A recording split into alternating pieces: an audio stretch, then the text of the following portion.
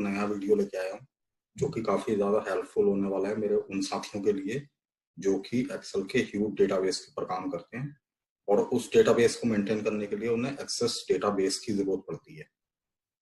तो गाइस देखिए, access database के अंदर हम डेटा तभी मेंटेन करते हैं जब हमारा डेटा बहुत ज्यादा ह्यूज होता है और उस एक्सेस डेटाबेस के अंदर कुछ क्वेरीज लगाने के बाद डेटा को क्लीन अप करके हमारा मास्टर डेटाबेस तैयार होता है।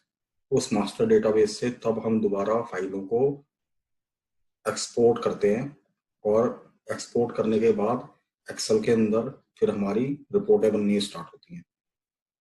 तो ये जो सारा प्रोसीजर है, इस प्रोसीजर के अंदर मैं यहाँ पर जो मेरा टॉपिक है वो यही है कि अगर एक्सेस के जो माइक्रोसॉफ्ट एक्सेस है इसके डेटाबेस के अंदर अगर मेरा कोई डेटा पड़ा हुआ है तो उसको एक्सेल में किस तरीके से लेके आया जाएगा। तो गाइस देखिए, इस टास्क को करने के लिए मैंने एक एग्जांपल बनाया हुआ है, वो एग्जांपल आप लोगों के साथ शेयर करता हूँ। जैसे मेरी एक शीट है, इस शीट का नाम है एडीओ कनेक्शन। एडीओ कनेक्शन के अंदर अगर आप ध्यान देंगे तो यहाँ पर मेरे पास कुछ हेडर्स पड़े हुए हैं। तो ये जो हेडर्स हैं, जैसे कोई आईडी दी हुई है, की है, job rack ID, first name, last name and so on so fourth. तो इन हेडर्स के बेसिस पर मेरा कहीं पर ही एक्सेस में एक डेटाबेस है, उस डेटाबेस के अंदर डेली बेसिस पर कुछ डेटा मेंटेन होता है। उस डेटा को मुझे इसके अंदर किस तरीके से एक्सपोर्ट कराना है, तो देखिए ध्यान दीजिएगा।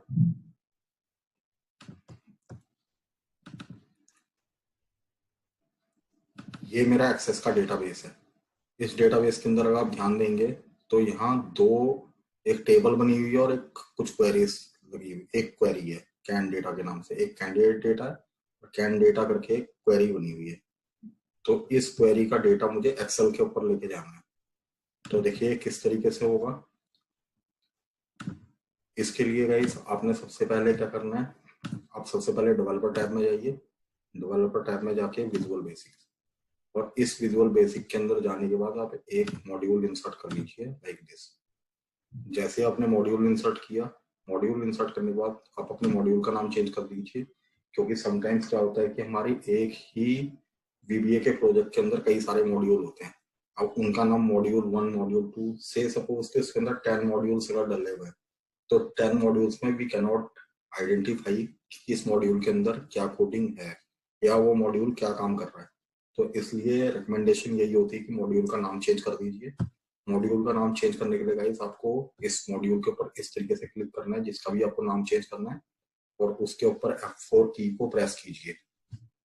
F4 की प्रेस करने के बाद आप इसका नाम चेंज कर सकते हो। तो जैसे मैं इसका नाम रख देता हूँ एक्सेस टू एक्सेल। जैसे ही आप ये नाम देने के बाद इसको क्रॉस आउट करते हैं तो यहाँ पर इसका नाम एक्सेस टू एक्सेल चेंज हो जाता है। अब ये वाला काम करने के बाद अगला काम आप लोगों का क्या होगा कि आप इस टूल के अंदर जाइए। टूल में जाके रेफरेंसेस हैं, इन रेफरेंसेस के अंदर आके गाइस आपको यहाँ पर 2 लाइब्रेरी ऐड करानी है। तो इसके लिए आप माइक्रोसॉफ्ट जो इसके अंदर लाइब्रेरीज होती हैं वहां पर आ जाइए। उसमें आने के लिए आपको पेज डाउन करके माइक्रोसॉफ्ट वाले सेक्शन पे आ जाइए, जहाँ पर माइक्रोसॉफ्ट लिखा हुआ स्टार्ट होता है। तो ये देखिए यहाँ पर ये माइक्रोसॉफ्ट लिखा हुआ स्टार्ट हो गया है। तो यहाँ पर आप ये माइक्रोसॉफ्ट एक्सेस 16.0 ऑब्जेक्ट लाइब्रेरी, इसके ऊपर क्लिक कर लीजिए। और दूसरी लाइब्रेरी आपकी ये 6.1 है, Microsoft active x data object 6.1 library, इसके ऊपर क्लिक कर लिया। इन दोनों के ऊपर क्लिक करने के बाद आप ओके कर दीजिए। Now we are okay to go. तो यहाँ पर अब मैं अपना कोड लिखना स्टार्ट करता हूँ। कोड लिखने के लिए मुझे सबसे पहले अपने सब रूटीन को डिफाइन करना होगा। तो उसके लिए मैं लिखूंगा सब, और जैसे मैंने बोल दिया एक्सेस डेटाबेस।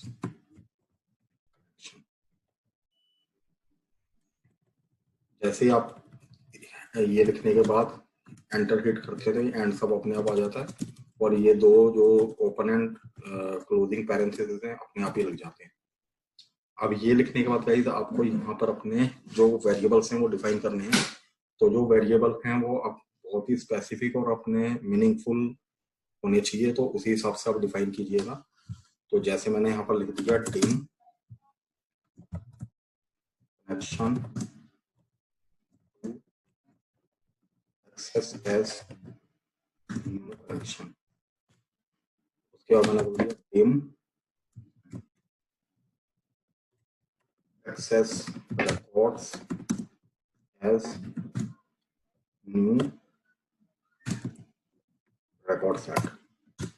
ये दो डिफाइन करने के बाद अब आगे आपने पाथ को डिफाइन करना है। तो पाथ किस तरीके से डिफाइन हुआ, जैसे मैंने बोल दिया dim access database path as string। इसको मैं स्ट्रिंग इसलिए ले रहा हूँ क्योंकि कोई भी जो पाथ होता है वो सारा का सारा टेक्स्ट, वो सारी टेक्स्ट वैल्यू होती है, तो टेक्स्ट वैल्यू हमेशा स्ट्रिंग होती है। तो इसके लिए इसका जो डेटा टाइप है वो मैंने स्ट्रिंग ले लिया। इसके बाद आप बोलिए dim connection provider as string, ये भी स्ट्रिंग में ही जाएगा। Then connection string as string. और इसके बाद आप जब आपने ये सारे जो वेरिएबल डिफाइन कर दिए, यहाँ पर दो वेरिएबल और डिफाइन कीजिए। तो अगला जो वेरिएबल होगा वो होगा आपका माई क्वेरी, ये भी आप अपने हिसाब से ले लीजिए एज स्ट्रिंग। एंड लास्टली ये भी dim के साथ ही डिफाइन हुआ and dim next row as integer. ये आपने अपने वेरिएबल डिफाइन कर लिए। अब आपने अपना जो डेटाबेस का पाथ है उसको डिफाइन करना है। तो डेटाबेस पाथ को डिफाइन करने के लिए गाइस आपको सबसे पहले ये जहां पर भी आपका एक्सेस का डेटाबेस पड़ा होगा उसके फोल्डर में चले जाना है। फोल्डर में जाने के बाद आप कंट्रोल आर प्रेस कीजिए, विंडो आर प्रेस कीजिए। तो जैसे आप विंडो आर प्रेस करते हैं तो यहाँ पर आपके पास ये रन विजार्ड आ जाता है। इस रन विजार्ड के अंदर जो भी आपका पहले से सर्च हुआ होगा उसको डिलीट कर दीजिए और ये जो एक्सेस की फाइल है इसको उठा के इसके अंदर रख दीजिए, इस तरीके से ड्रैग कर दीजिए। जैसे ही आप इसको ड्रैग करते हैं तो इसके अंदर आपको इसका पूरा पाथ मिल जाता है। इस पूरे पाथ को सिलेक्ट करके कॉपी कर लीजिए। कॉपी करने के बाद आप वापस अपने कोडिंग पे आइए और कोडिंग में जो भी आपने ये जो आपका एक्सेस डेटाबेस पाथ जो आपने दिया था यहाँ पर लिखिए access database path equal to एक कोट और कोट क्लोज, इसके अंदर इस पाथ को रख दीजिए। उसके बाद आपने कनेक्शन प्रोवाइडर को डिफाइन करना है। तो यहाँ बोल दीजिए कनेक्शन प्रोवाइडर इक्वल टू, तो जो कनेक्शन प्रोवाइडर होगा गाइस इसको आपने डबल कोट में ऐसे लिखना है Microsoft dot ACE dot OLEDB then 12.0 और एक semicolon and quote close. ये आपका कनेक्शन प्रोवाइडर हो जाएगा गाइस। इसके बाद आपने कनेक्शन स्ट्रिंग को डिफाइन करना है।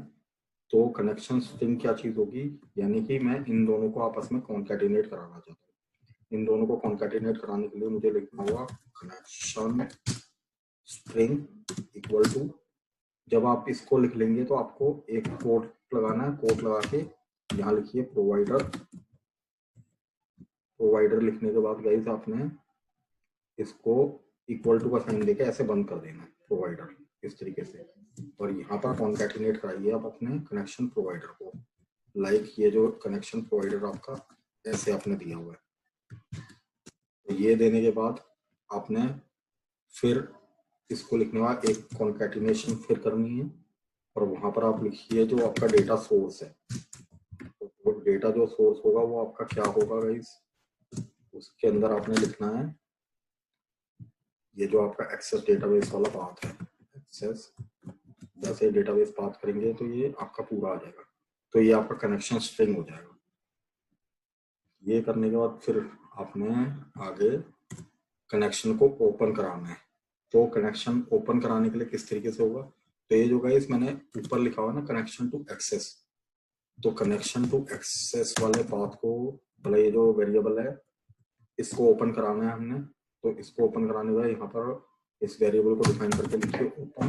कनेक्शन को आपने ओपन कराना है, वो किस चीज के साथ कराना है, इस कनेक्शन स्ट्रिंग के साथ। ये जैसे इसके सिंटैक्स के अंदर बोल भी रहा है कनेक्शन स्ट्रिंग है। तो इस चीज को आप इस तरीके से उठा लीजिए और यहाँ पर इसके आगे रख दीजिए। तो this one is your connection string, जिस चीज को इसने ओपन कराना है। ये किस चीज का मिला जुला रूप है? इन दोनों का। जब आपने इस चीज को डिफाइन कर लिया है तो अब आपने अपने जो रिकॉर्ड्स होते हैं, मतलब इसके बाद जब आपका कनेक्शन स्ट्रिंग जब मतलब कि कनेक्टिविटी हो जाती है तो उसके बाद इसने अपनी क्वेरी को ढूंढना है कि किस क्वेरी के अंदर से आपको डेटा उठा के लेके आना है। तो इसके लिए आपने जो आपने डिफाइन किया है ऊपर माई क्वेरी, इस माई क्वेरी को भी डिफाइन कीजिए। और माई क्वेरी को डिफाइन करने के लिए आपने जो आगे को मतलब जो कोडिंग लिखनी है वो क्या होनी चाहिए, इस तरीके से डबल कोड लगाइए और यहाँ पर लिखिए सिलेक्ट एस्ट्रिक्स यानी कि स्टार फ्रॉम, और किस चीज के अंदर से? Can data. अगर ये जो कैन डेटा क्या चीज है, ये वही है जो मैं आपको इस एक्सेस की फाइल के अंदर दिखा रहा था। इस क्वेरी में से मुझे डेटा उठा के लेके आना है कैन डेटा में से। तो ये मैंने यहाँ पर डिफाइन कर दिया कि यहाँ से मुझे डेटा उठा के लेके आना है। उसके बाद हमने जब ये सारी चीज हो जाएगी तो अब हमने अपने जो रिकॉर्ड्स हैं उनको ओपन करा लेना है। तो रिकॉर्ड्स को ओपन कराने के लिए आप यहाँ पर ये वाला जो वेरिएबल है एक्सेस रिकॉर्ड्स वाला, इसको लगाइए और इसको भी डॉट ओपन कराइए। इसको ओपन कराने के बाद आप इसके अंदर बोलिए जो भी आपका सोर्स है। तो सोर्स क्या चीज होगी? सोर्स होगी आपकी ये क्वेरी। तो यहाँ पर इसको बोल दीजिए माई क्वेरी, इसके अंदर किसके अंदर से? तो ये कनेक्शन टू एक्सेस के अंदर से इस चीज को हमें लेके आना है। तो इस चीज को इसके आगे रख दीजिए। तो यानी कि जो भी आपका कनेक्शन होगा उसके अंदर एक माई क्वेरी लगी होगी, माई क्वेरी जो कि मतलब ये जो हमने क्वेरी डिफाइन की है, तो उस एक्सेस डेटाबेस के अंदर जो भी आपकी क्वेरी होगी उस क्वेरी को हमने ओपन कराना है। जैसे ही ये चीज आपकी हो जाती है तो अब हमें यहाँ पर लूप चलाना है अपना, सो दैट कि इसके अंदर से एक एक एंट्री जो है वो आके हम अपने एक्सेल के अंदर ला सकते हैं। तो उसके लिए मैं एक डू वाइल करके हमारा लूप होता है उसका यूज करूंगा। तो मैंने बोला डू वाइल नॉट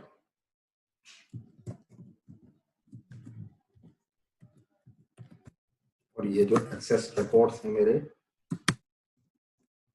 तब तक कि हम इसको चलना है जब तक कि वो है एंड ऑफ।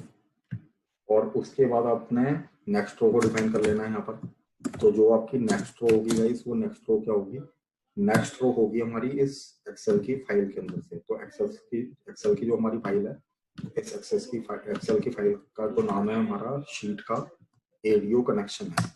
तो मैंने यहाँ पर इसको बोल दिया शीट्स, क्योंकि डेटा हमने इसी के अंदर के लेके आना है। इसके बाद आप यहाँ पर लगाइए सेल्स डॉट रोज वन। वन का मतलब होता है जो मेरा ए कॉलम है इसके बेसिस पर, मतलब यहाँ से स्टार्ट होगा मेरा डेटा और and Excel up dot row. वैसे इसके ये जो नेक्स्ट रो वाला कॉन्सेप्ट है इसको मैं एक दूसरे तरीके से भी कर सकता हूँ जो कि ज्यादा डायनेमिक है। तो ये जो दूसरा वाला जो तरीका है इसको एप्लीकेशन डॉट वर्कशीट फंक्शन के थ्रू हमारा काउंटे फंक्शन होता है, तो उसे यूज करते हैं, दैट इज मोर डायनेमिक। तो मैं उसी का ही यूज कर रहा हूँ। तो मैंने यहाँ पर बोला application dot worksheet function dot count A, और काउंट ए के अंदर यही जो मेरी शीट का नाम था, तो इस शीट का नाम मैं रख दूंगा शीट्स डॉट रेंज, और रेंज के अंदर आप सारा पूरा ए से लेके ए तक की पूरा ले लीजिए इस तरीके से। ये इसमें एक प्लस करता हुआ जाएगा। अब उसके बाद आपने जो भी आपकी शीट है उसके अंदर डेटा उठा के लेके आना है। तो यहाँ पर गाइज मैं ना विद कीवर्ड का यूज करूंगा। तो मैंने यहाँ पर बोला विद इस शीट के अंदर हमें डेटा लेके आना है जो कि हमारा होगा लाइक 14 कॉलम तक की। तो 14 कॉलम के लिए जैसे मैंने यहाँ पर बोल दिया डॉट सेल्स, इसके बाद इसके अंदर ये नेक्स्ट जो रो है उसको लगाइए, मतलब नेक्स्ट रो कॉमा वन। की जो भी वैल्यू होनी चाहिए, वो वैल्यू क्या होनी चाहिए, वो होनी चाहिए जो भी हमारे एक्सेस के जो भी रिकॉर्ड्स है, जो हमने ऊपर एक्सेस रिकॉर्ड्स करके जो ये वेरिएबल डिफाइन किया था, इसकी जो फील्ड है, इस फील्ड का 0। अब यहाँ पर थोड़ा सा ये ध्यान देने की जरूरत है कि देखिए, अगर एक्सेल की बात करूं तो एक्सेल के अंदर ये ए बी सी डी इस तरीके से स्टार्ट होता है, और ये अगर मैं यहाँ पर कॉलम इक्वल टू कॉलम करके अगर यहाँ पर एक फॉर्मूला चलाऊं तो ये मुझे इसको 1 बोलता है, एंड सो ऑन, इसको आगे तक खींचते हैं तो उस हिसाब से ये आपको कॉलम का काउंट दे देता है। लेकिन एक्सेस की बात करें तो एक्सेस में जो हमारा बिल्कुल इनिशियल पॉइंट होता है वो 0 से स्टार्ट होता है, तो इसलिए यहाँ पर ये फील्ड 0 हो जाएगी। अब इसी चीज को हमने 14 तक की लेके चलना है, तो इसको कॉपी कर लीजिए। ये मेरा हो जाएगा रो 2, मतलब कॉलम 2 हो जाएगा, और ये 1 हो जाएगा, 3 and this one is 2, 4 this one is 3, 5। तो ये वाला जो काम मैं कर रहा हूँ, इस काम को आप वेरी केयरफुली कीजिएगा, क्योंकि अगर कुछ भी थोड़ा बहुत इधर उधर हो जाता है तो फिर डेटा गलत हो सकता है। तो इस तरीके की जो प्रैक्टिस होती हैं, इनको थोड़ा केयरफुली ही करने का फायदा होता है। तो 8 and then this one is 7,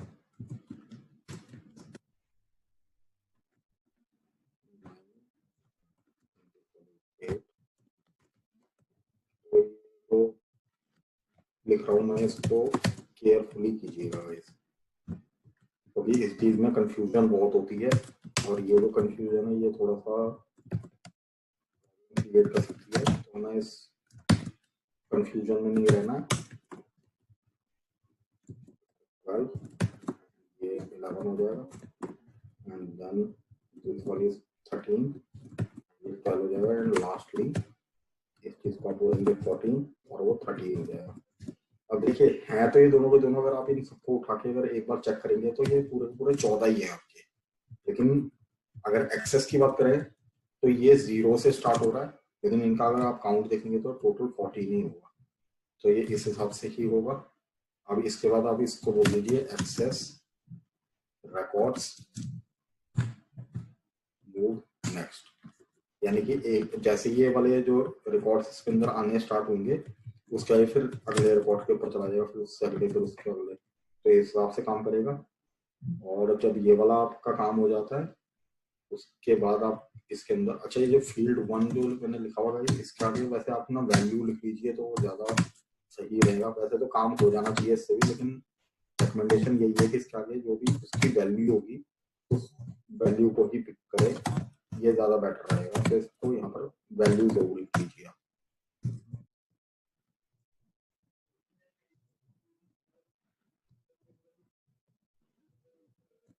और जब ये आपका मूव नेक्स्ट हो गया, नेक्स्ट करवाने के बाद जो आपकी ये जो विथ की जो स्टेटमेंट चल रही है यहाँ पर, इस विथ को बंद कीजिए यहाँ पर। तो इस विथ को मैं यहाँ पर बंद कर देता हूँ, एंड विथ, एंड देन आपने अपना लूप बंद करना है, जो कि आपका ये जो लूप है यहाँ से चलता हुआ आ रहा है ऊपर से, ये लूप आपका बंद हो जाएगा। और लूप बंद करने का गाइस आप अपनी इफ की कंडीशन भी बंद कर दीजिए, जो इफ की कंडीशन हम ऊपर से चलाते हुए आए हैं।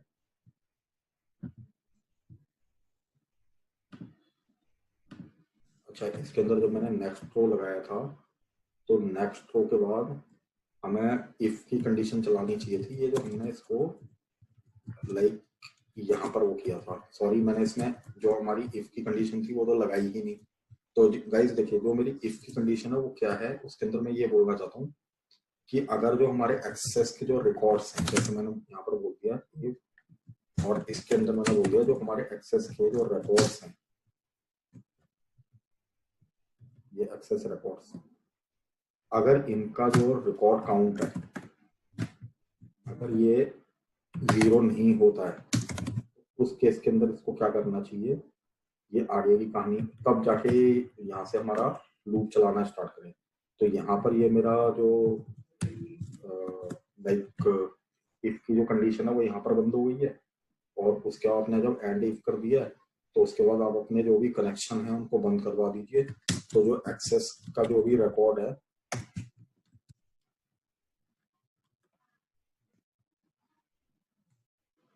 एक्सेस रिकॉर्ड करा दीजिए, और जो आपका सबसे ऊपर जो हमने कनेक्शन स्टैब्लिश किया था इसको ही बंद करा दीजिए, लाइक दिस। तो ये सारा प्रोसीजर है। इस प्रोसीजर के थ्रू हम अपने एक्सेल को एक्सेस के साथ कनेक्ट कर सकते हैं। तो गाइस जस्ट एक बार इस चीज को चेक कर लेते हैं कि ये जो भी हमने इसके अंदर जो कोडिंग लिखी है क्या ये परफेक्टली काम कर रही है। तो इसके लिए मैं इस चीज को 1 बाय 1 दिखाना चाहूंगा आप लोगों को। तो चलिए इसको 1 बाय 1 देखते हैं, और 1 बाय 1 स्टेप बाय स्टेप्स को देखने के लिए हमें स्टेप इनटू का यूज करना होता है, जो कि ये वाला आइकन होता है। और देखिए इसके साथ ये स्टेप इनटू करके F8 बोलता है। Either you can press this icon or press F8, whatever is convenient for you. उस चीज को आप अपने हिसाब से यूज कर सकते हैं। तो मैं यहाँ पर F8 की का ही प्रेस करूंगा, का ही यूज करूंगा। तो देखिए ये जो मेरे जितने भी वेरिएबल हैं उसके बाद एक एक करके इनको हम चेक कर रहे हैं। और ये जो माई क्वेरी है इसने सिलेक्ट स्कैन डेटा में से ले लिया, इसका ये आगे गया, और यहाँ से मेरा लूप चलना स्टार्ट हो जाएगा एक एक करके। तो अब वहां पर जो हमारी पहली वैल्यू होगी, देखिए हम एक काम करते हैं, इस कोड को मैं तब तक ही रन करूंगा जब तक कि मतलब एक बार तब रन करूंगा जितनी हमारी जितनी भी वैल्यूज हैं इसके अंदर नहीं आ जाती। तो इसको एक एक करके मैं ये सारी वैल्यूज इसके अंदर इनपुट करा के फिर एक बार एक्सेस का जो हमारा डेटाबेस है उसको ओपन करके उसके साथ मैच करा लेंगे कि जो वैल्यू इसके अंदर आई है क्या यही वही वैल्यूज हैं। तो देखिए ये इसने आईडी रखती है इसके अंदर। इसके बाद आप इसको और रन कराइए आगे। तो ये की आ गई है, की आने के बाद इसने ओके जॉब रख, तो something is not working perfectly, क्योंकि यहाँ पर जो डेटा आना चाहिए थोड़ा सा उल्टा चल रहा है। तो गाइस मुझे एक मिनट के लिए इसके अंदर एक just want to check a small thing. इसको अगर मैं 0 बोल रहा हूँ तो ये 0 के केस के अंदर वहां से कुछ और वैल्यू उठा के लेके आ रहा है। तो एक काम करते हैं, इस वाले को एक बार मैं जरा अगर इसको ऑफ कर देता हूँ तो क्या होगा, एक बार फिर से इसको चेक करते हैं। वैल्यूज तो गाइस गलत ही आ रही होंगी कि यस राइट, यानी कि 1 के अंदर 0 की वैल्यू। तो यहाँ पर ये okay guys just let me check, कुछ इसके अंदर प्रॉब्लम हो रही है।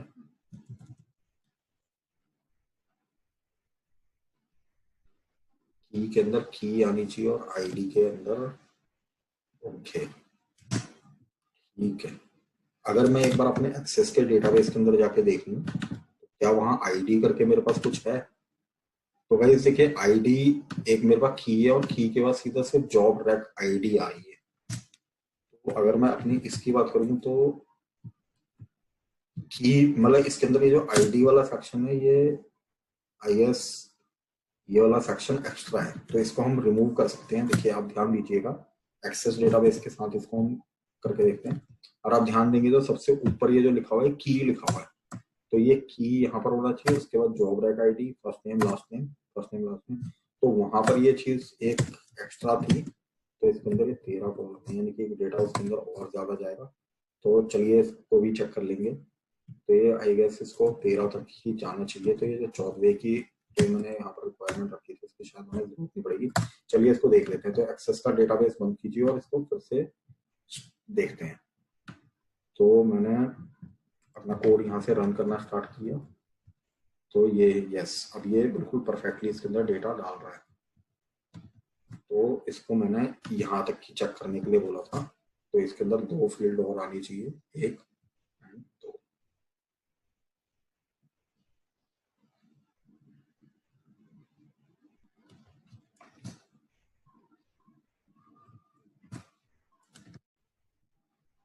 अगर इस हिसाब से अगर मैं इस कोड को पूरी तरीके से रन कर देता हूँ गाइस, भी इसके अंदर थोड़ी सी प्रॉब्लम लग रही है मुझे, क्योंकि यहाँ तक की जो वर्बल ऑफर एक्सेप्टेंस डेट है ये कहता है 12 दिसंबर 2014। तो मुझे इस चीज को एक बार चेक करना पड़ेगा कि ये सही कह रहा है इसको।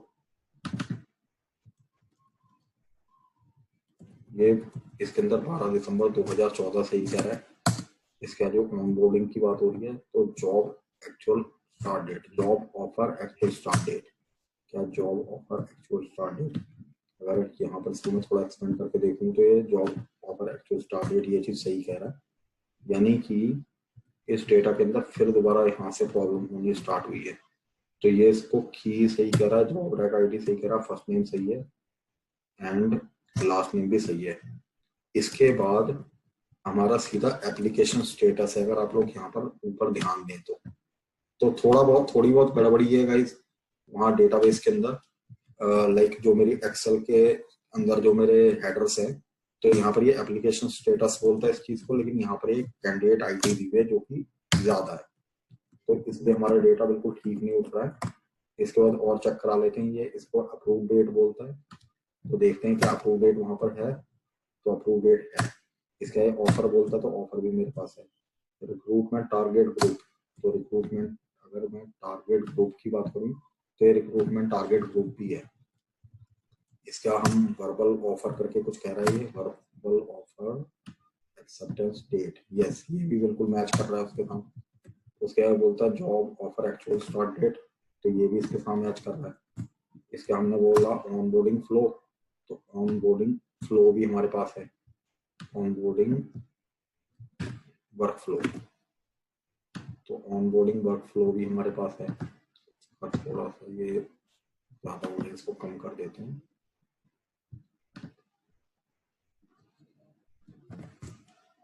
और इसके बाद बोलता है वर्क काउंट, तो वर्क काउंट गाइस हमारे पास नहीं है इसके अंदर। और उसके बाद वर्क काउंट के बाद ये बोलता है आपका वर्क स्टेट, तो वर्क स्टेट भी हमारे पास नहीं है, तो इन दोनों को हम इसके अंदर ऐड करा लेते हैं। वर्क काउंट के बाद वर्क काउंट वर्क कंट्री होना चाहिए इसको, वर्क कंट्री, वर्क कंट्री मेरी ये है, ऑनबोर्डिंग वर्क फ्लो मेरा ये था। तो इसके अंदर ये दो चीजें और बोल रहा है, वर्क स्टेट और मॉडिफाइड बाय। तो चलिए ठीक है, वर्क स्टेट और मॉडिफाइड बाय की मेरे को जरूरत नहीं है। तो यानी कि अगर मैं इसकी बात करूं यहाँ पर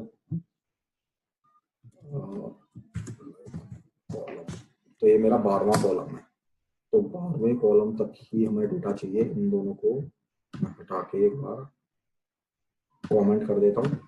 अब देखते हैं कि ये डेटा बिल्कुल सही उठा के लेके आता है या नहीं।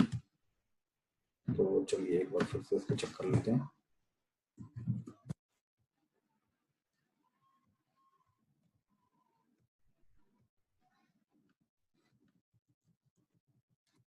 वर्क कंट्री इंडिया, बिल्कुल परफेक्ट डेटा उठाएगा ये।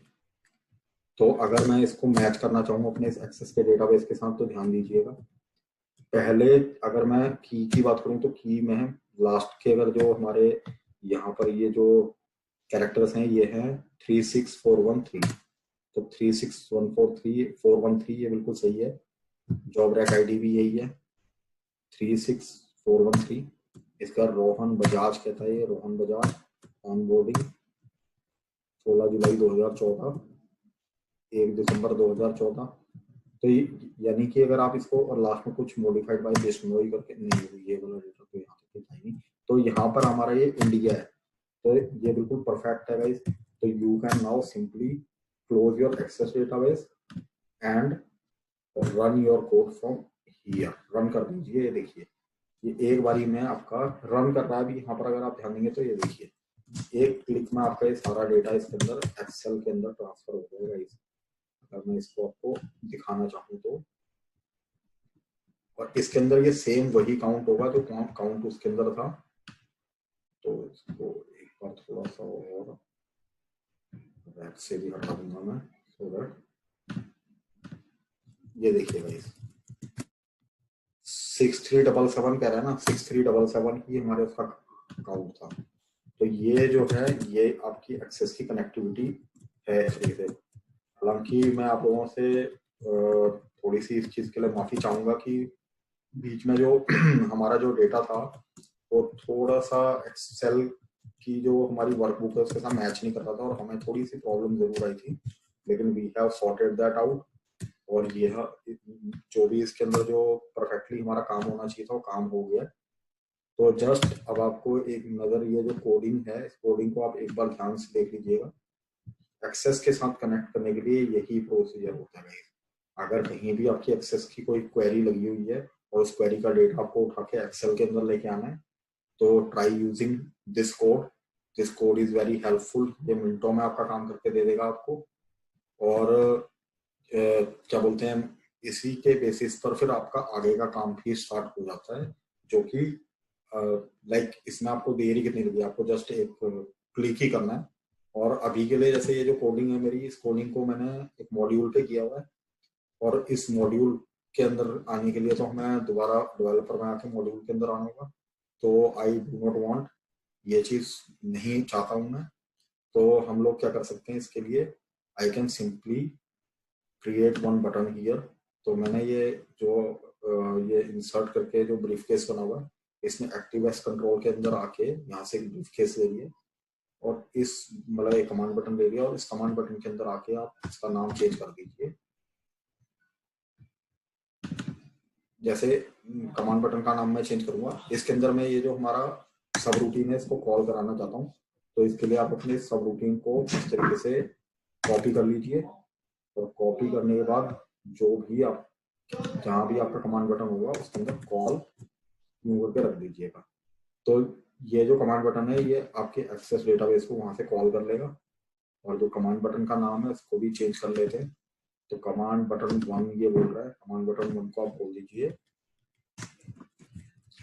Connect with access database. ये देने के बाद, क्योंकि ये देखिए इसका जो कलर है और जो बैकग्राउंड में जो कलर है वो दोनों के दोनों देखने में एक जैसे लग रहे हैं। तो मैं चाहता हूँ कि ये जो कमांड बटन है इसका हम कलर चेंज कर दें। तो ये गाइस यहाँ पर ये बैक कलर होता है, इस बैक कलर में जाके वो जैसा कलर देना चाहते हैं वैसा कलर दे सकते हैं। तो यहाँ पर हमारे पास दो तरीके के कलर्स आते हैं। एक ही हमारे पास सिस्टम कलर होता है कि पैलेट, तो इसके अंदर जाके आपको जैसा कलर चाहिए वैसा कलर दे दीजिए सो दैट कि देखने में वो कम से कम विजिबल तो इसको मैं कुछ लाइक ऐसा अगर कलर देता हूँ तो ये साफ नजर आ रहा है इसके अंदर ये एक बटन बना हुआ है। तो इस बटन को हम क्लिक करके अपना काम कर सकते हैं। और अब मैं काम करूंगा इसमें से सारा डेटा एक बार हटा देता हूँ इस तरीके से और देखना चाहता हूँ कि कितनी जल्दी इसने वाला काम करके दे दिया। तो इसके लिए आप डिजाइन मोड से बाहर आइए और उस पर क्लिक कर दीजिए। तो ये देखिए क्लिक करते ही आपका डेटा इसके अंदर आ गया है। तो आपको कोई ज्यादा देर भी नहीं लगी, ये 6377 जितने भी एंट्रीज हैं इसमें बहुत जल्दी इसके अंदर ला के रख देंगे। सो दिस इज दी वे। तो भाई इस वीडियो को ध्यान से देखिए, काफी यूजफुल वीडियो है। और ये इसके अंदर मैंने जस्ट आप लोगों को समझाने के लिए इसके अंदर डेटा थोड़ा कम रखा था। जब आपका डेटा बहुत ज्यादा हो तो तब भी उसी हिसाब से ही काम करेगा जिस हिसाब से इसने काम अभी आपको करके दिया है। तो it will take a little longer, क्योंकि इसके अंदर तो खैर 6000 का डेटा था लेकिन काम आपका बिल्कुल परफेक्टली हो जाएगा। तो गाइस अगर आपको ये वीडियो पसंद आता है तो प्लीज इसको लाइक एंड सब्सक्राइब जरूर कीजिए। और अगर आपको लगता है कि कुछ इसमें कुछ इम्प्रूवमेंट होनी चाहिए या फिर कुछ और आपके सजेशंस हैं तो उन सजेशंस को आप प्लीज कमेंट बॉक्स के अंदर जरूर लिखिएगा। अभी के लिए मैं आप लोगों से विदा लेता हूँ। Thank you very much for watching my channel guys. Bye bye.